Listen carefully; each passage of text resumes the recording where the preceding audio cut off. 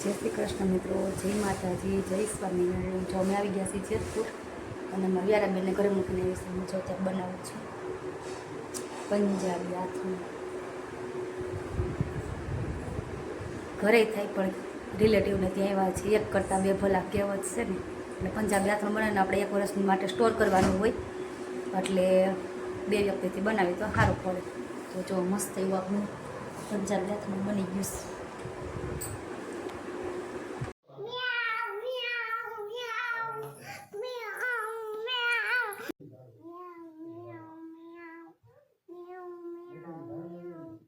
ચેડીસો તું માળિયા ઉપર ત્યાં શું કરવા ચેડીસો?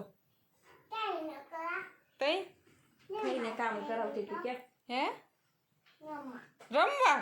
તે નીચે ક્યાંય રમવાનું નથી, તે ન્યાથી જ રમવા ચેડીસો? નીચે નથી રમવાનું કે, એટલે માળિયા ઉપર થી ચેડીસો હે? આપણે જોઈ તો ખરી ને, એટલે લેવી પડે ને. ખાવાની છે, તોફાન કરીને તે ખાવાની. હું ના, તું તોફાન કરીને તે તાર ખાવાની. હું નહીં કરું કે, હવે હું તોફાન નહીં કરું એમ કે. નતું કરવું ને એટલું એકસો ન થવું ને નથી. આવું ટાટા હાલો.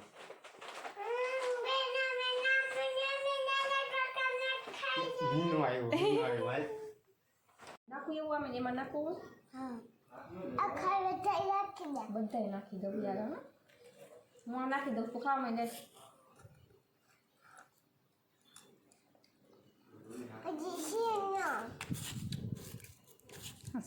તું મોર ફચ કર્યા ચેલી એ ચેલી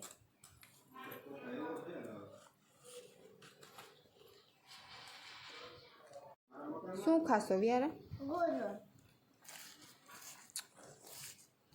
ભાવે છે હે? કેટલો ભાવે છે? આખો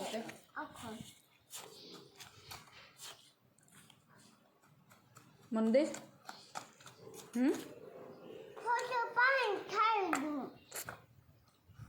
પાણી થઈ ગયું. જલ્દી ખાવા માંડ નહીં એટલે પાણી ન થઈ જાય.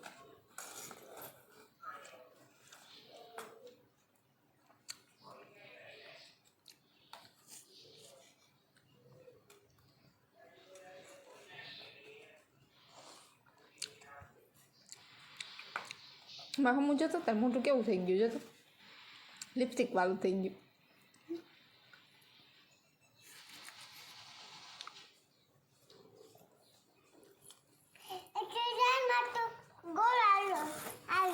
એટલી વારમાં આવી ગયો ને, નકર આઘો આઘો હતો ને.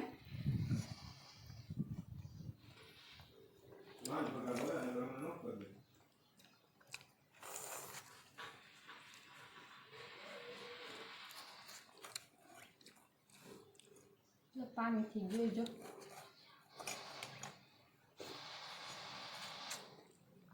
ગોલાની તો પેપ્સી બની ગઈ. હું બની ગયું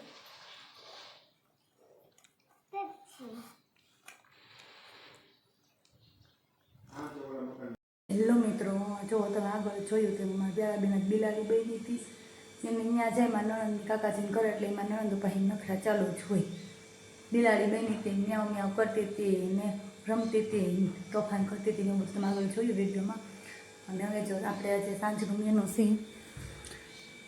ખીચડી